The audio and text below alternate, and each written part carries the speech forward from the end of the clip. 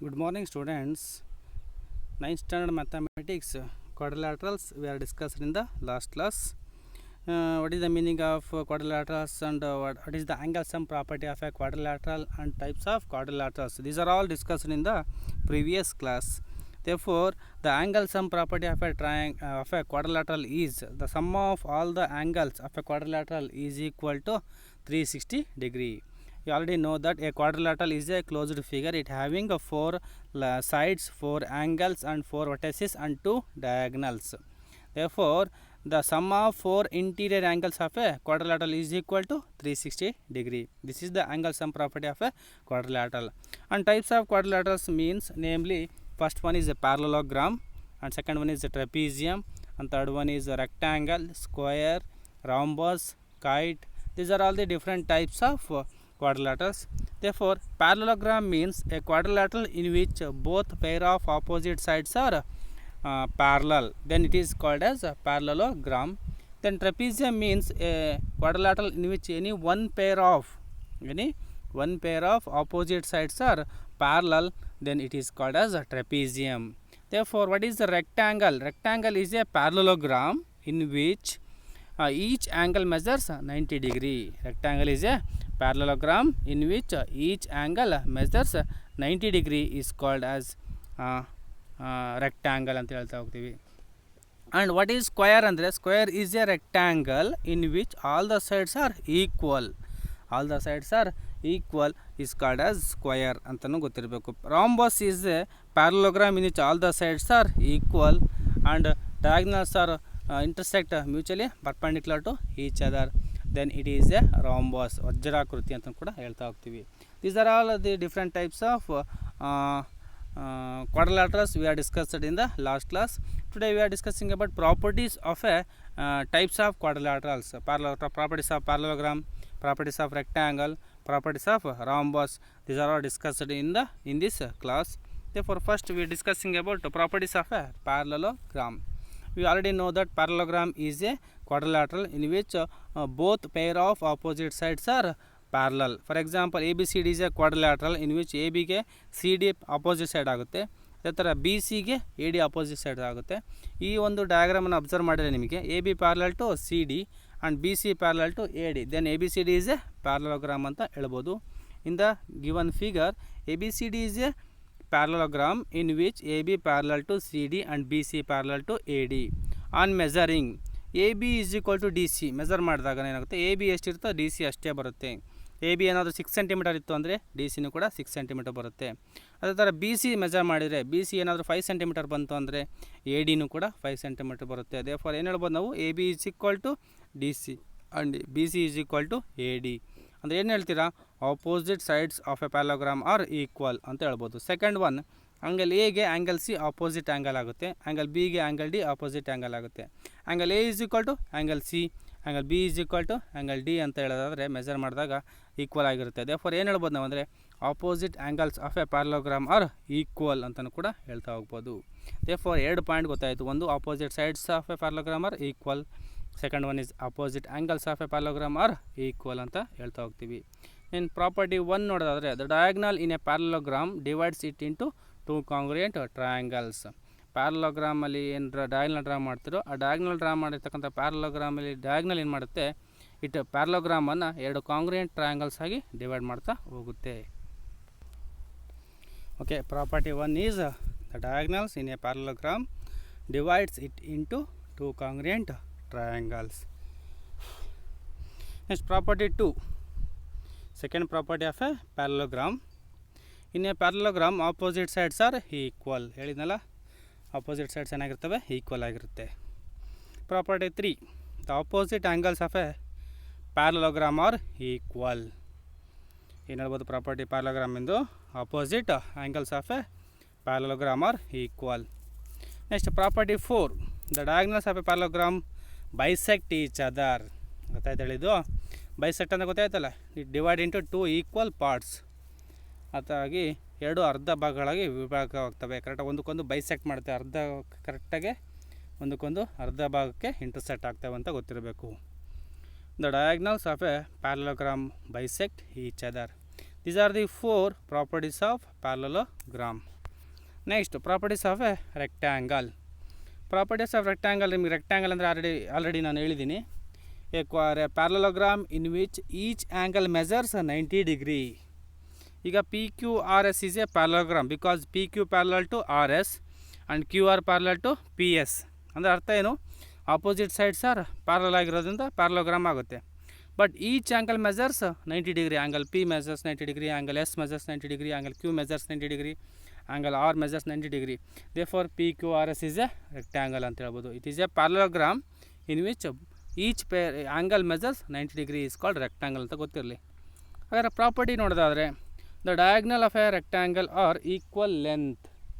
Diagonal ಏನು, PR ಒಂದು ಡಯಾಗ್ನಲ್ಲು, QS ಇನ್ನೊಂದು ಡಯಾಗ್ನಲ್ಲು.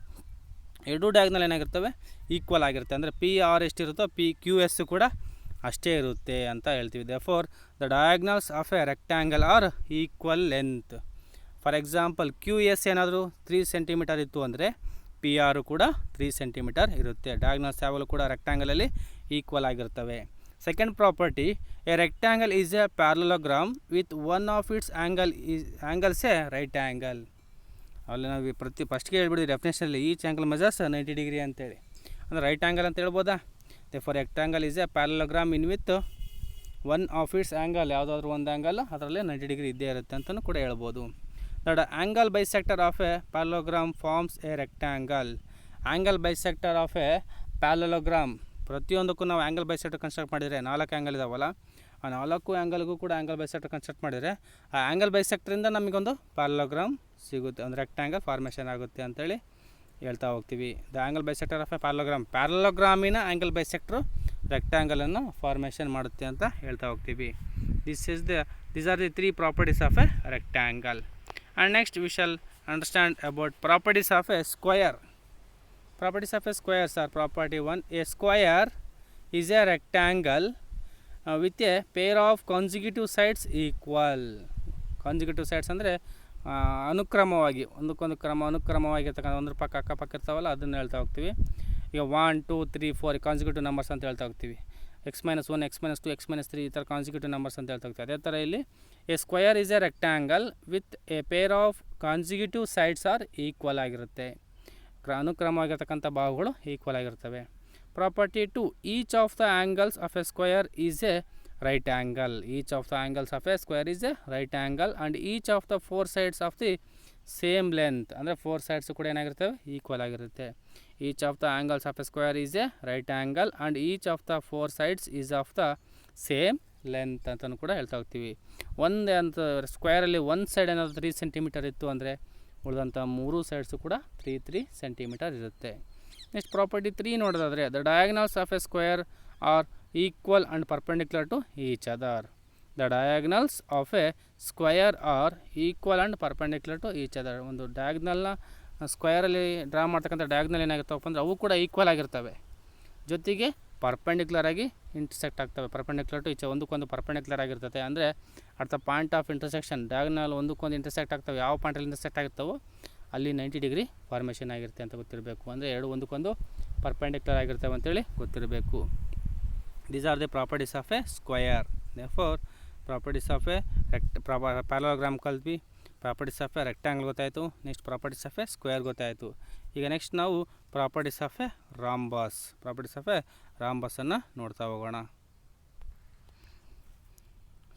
Rhombus is a parallelogram in which all the sides are equal ಅಂತ ನಮಗೆಲ್ಲ ಡೆಫಿನೇಷನ್ ಗೊತ್ತಿದೆ. ಇಲ್ಲಿ ನೀವು ಕೆಳಗಡೆ ಡಯಾಗ್ರಾಮ್ ಕಾಣ್ತಾ ಇದೆಯಲ್ಲ, ABCD is a rhombus in which AB is equal to BC, BC is equal to CD, CD is equal to AD and AB parallel to DC and BC parallel to AD ಅಂತ ಗೊತ್ತಿರುತ್ತೆ. This is the definition of rhombus ಅಂತ ಹೇಳ್ತಾ ಹೋಗ್ತೀವಿ. Rhombus is a parallelogram in which all the sides are equal ಅಂತ ಗೊತ್ತಿರಬೇಕು. ಅದ್ರ ಜೊತೆಗೆ AC ಒಂದು ಡಯಾಗ್ನಲ್ಲು, BD ಒಂದು ಡಯಾಗ್ನಲ್, 2 ಡಯಾಗ್ನಲ್ ಡ್ರಾ ಮಾಡ್ಬೋದು. 2 ಡಯಾಗ್ನಲ್ ಡ್ರಾ ಮಾಡಿದಾಗ ಏನಾಗುತ್ತವೆ, 2 ಪರ್ಪೆಂಡಿಕ್ಯುಲರ್ ಟು ಈಚ್ ಅದರ್ ಅಂತ ಗೊತ್ತಿರಬೇಕು ನಿಮಗೆ. ಈಗ ನೋಡಿ, ಫಸ್ಟ್ ಪ್ರಾಪರ್ಟಿ ನೋಡೋದಾದರೆ, A rhombus is a parallelogram with A pair of it's consecutive sides equal. ಅಂದರೆ ABಗೆ BC ಈಕ್ವಲ್ ಆಗಿರುತ್ತೆ, ಆ ಥರ BCಗೆ CD ಈಕ್ವಲ್ ಆಗಿರುತ್ತೆ, CDಗೆ AD ಈಕ್ವಲ್ ಆಗಿರ್ತದೆ, DAಗೆ AB ಈಕ್ವಲ್ ಆಗಿರುತ್ತೆ. ಈ ರೀತಿ pair of consecutive sides 4 pair ಬರುತ್ತಲ್ಲ, 4 ಪೇರು ಕೂಡ ಏನಾಗಿರುತ್ತೆ, ಈಕ್ವಲ್ ಆಗಿರುತ್ತೆ ಅಂತ ಗೊತ್ತಿರಬೇಕು. Therefore a rhombus is a parallelogram with a pair of its consecutive sides equal. AB is equal to BC, one pair.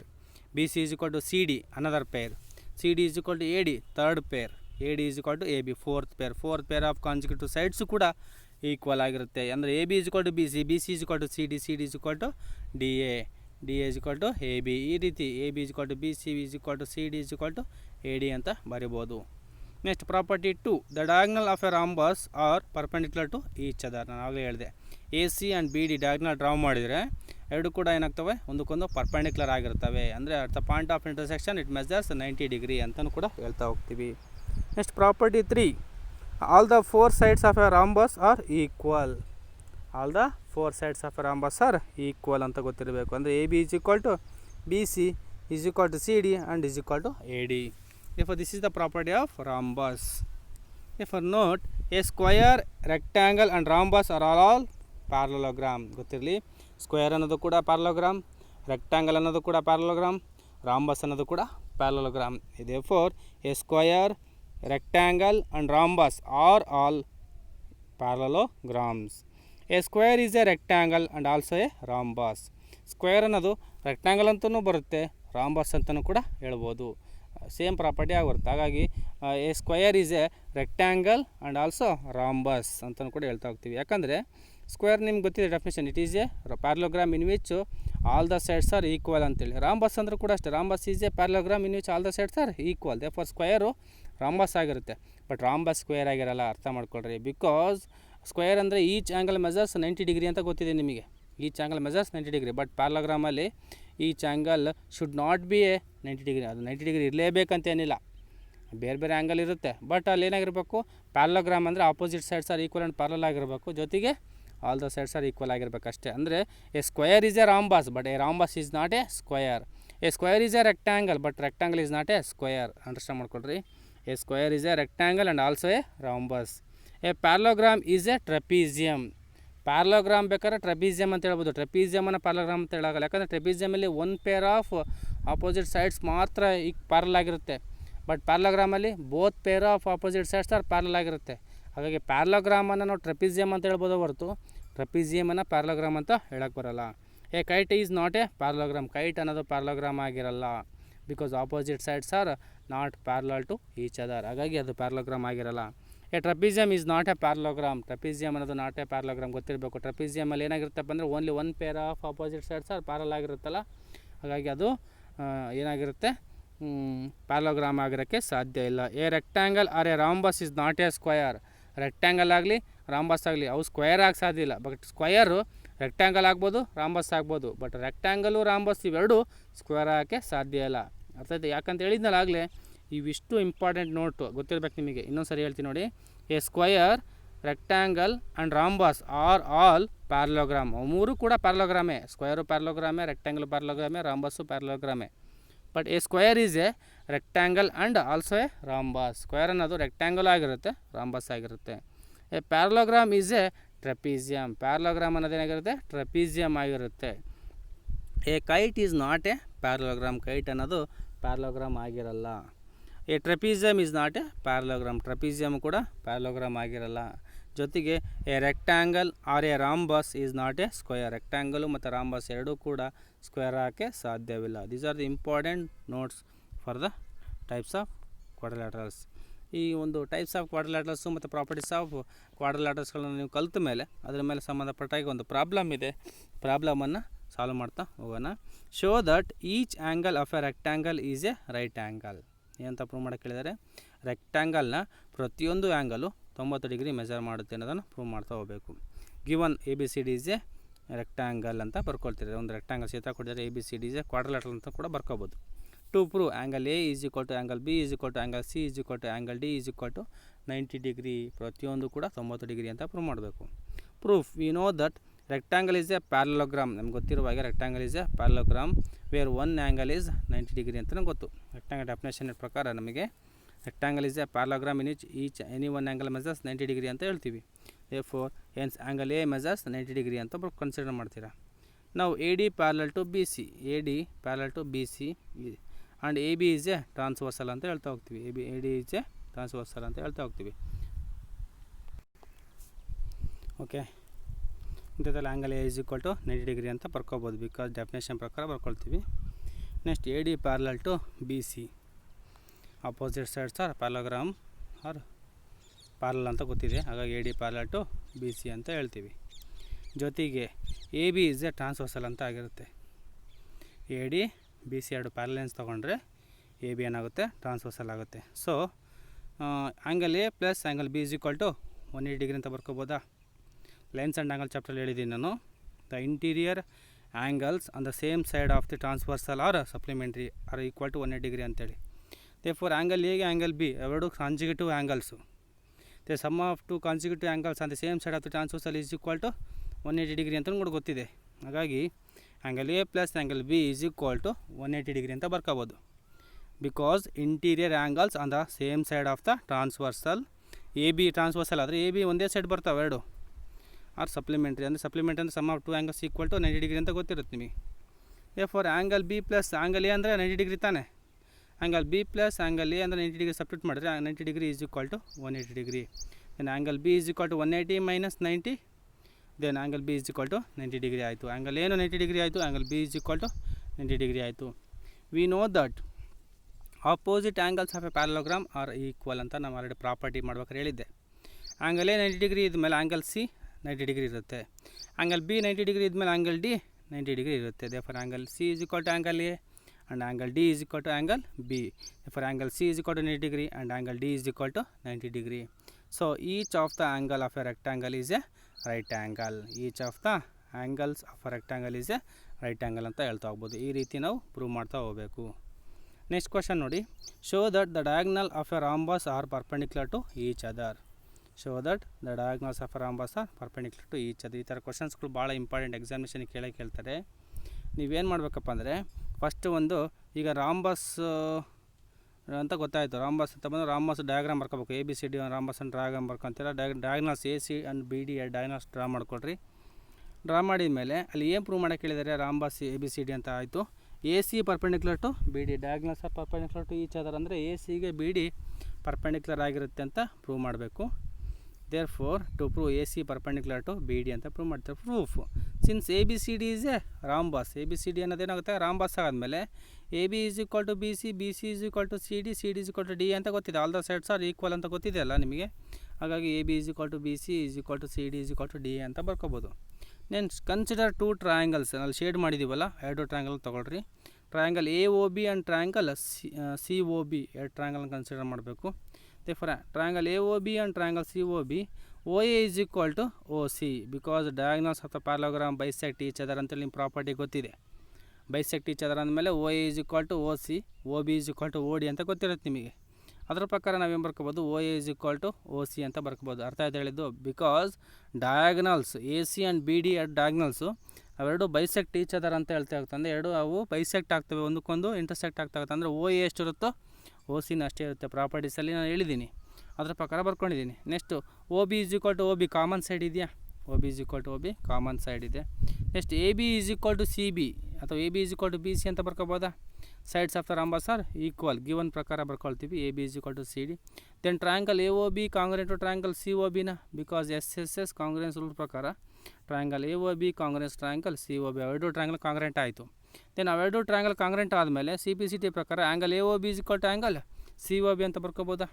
Angle A O B ಎಷ್ಟಿರುತ್ತೆ, angle C O B ಕೂಡ ಅಷ್ಟೇ ಇರುತ್ತೆ. Because C P C T ಪ್ರಕಾರ ಅವೆರಡು equal ಆಗ್ತವೆ. Therefore since A C is a line, A ಸಿಯನ್ನು ಒಂದು straight line ಅಂತ ಕನ್ಸಿಡರ್ ಮಾಡಿದರೆ ಈ ಆ್ಯಂಗಲ್ ಎ ಒ ಬಿ ಮತ್ತು ಆ್ಯಂಗಲ್ ಸಿ ಒ ಬಿ ಎರಡು ಲೀನಿಯರ್ ಪೇರ್ ಆಗ್ತಾ ಹೋಗ್ತವೆ. Therefore angle A O B plus angle C O B is equal to 180 degree. Diagram observe ಮಾಡಿರಿ. A C is a line and O B is a ray stands on a straight line ಅಂತ ಗೊತ್ತಾಗುತ್ತೆ. Then the sum of two adjacent angles is equal to 180 degree ಈಸ್ಗೆ linear pair ಅಂತ ಗೊತ್ತಿದೆ ನಿಮಗೆ. Therefore angle A O B plus angle C O B is equal to 180 degree ಅಂತ ಬರ್ಕೋಬೋದು. Then angle A O B plus angle C O B is equal to angle A O B ಅಂತ prove ಮಾಡಿದ್ದೀವಿ. C O B ಬದಲಿಗೆ ನಾವೇನು ಬರ್ಕೋಬೋದು, A O B ಅಂತ ಬರ್ಕೋಬೋದಾ. Therefore angle A O B plus angle A O B is equal to 180 degree. ಗೊತ್ತಾಯ್ತು ಹೇಳಿದ್ದು. Angle A O B ಎಷ್ಟಿರುತ್ತೆ, ಆ್ಯಂಗಲ್ ಸಿ ಒ ಬಿ ಕೂಡ ಅಷ್ಟೇ ಇರುತ್ತೆ. ಅವೆರಡು ಈಕ್ವಲ್ ಅಂತ ಹೇಳಿದ್ಮೇಲೆ ಸಿ ಒ ಬಿ ಬದಲಿಗೆ ನಾವು ಎ ಒ ಬಿಯನ್ನು ಬರ್ಕೊಳ್ತಾ ಹೋಗ್ಬೋದು. Therefore two angle A O B is equal to 180 degree. Then angle A O B is equal to 180 degree divide by 2 which is equal to 90 degree. ಅಂದರೆ angle A O B 90 degree ಅಂತ ಗೊತ್ತಾಯ್ತು. Angle A O B is equal to angle A O C O B, ಅದು ಕೂಡ angle C O B ಕೂಡ 90 degree ಆಗುತ್ತೆ. Then angle D O ಸಿಗೆ angle A O B equal ಆಗಿರುತ್ತೆ. Angle D O ಸಿಗೆ angle A O B vertically opposite angle ಅವೆರಡು equal ಆಗಿರ್ತವೆ. For angle A O B 90 degree ಅಂದರೆ angle D O ಸಿನೂ ಕೂಡ 90 degree ಆಗಿರುತ್ತೆ. ಅದೇ ಥರ angle C O B 90 degree ಅಂದರೆ ಆ್ಯಂಗಲ್ ಎ ಒ ಡಿನೂ ಕೂಡ 90 ಡಿಗ್ರಿ ಆಗುತ್ತೆ. ಬಿಕಾಸ್ ಅವೆರಡು ಕೂಡ vertically opposite angles. Since angle D O C is equal to angle A O B is equal to angle A O D is equal to angle C O B which is equal to 90 degree. ಇದರ ಅರ್ಥ ಏನು? A C perpendicular to B D. At the point of intersection angle measures 90 degree means AC perpendicular to BD. Therefore the diagonals of a rhombus are perpendicular to each other ಅಂತ ಹೇಳ್ತಾ ಹೋಗ್ಬೋದು. Therefore this is homework. There are 4 questions are given to the homework. Solve all the 4 questions and send the homework question and answer to the WhatsApp number. Thank you all.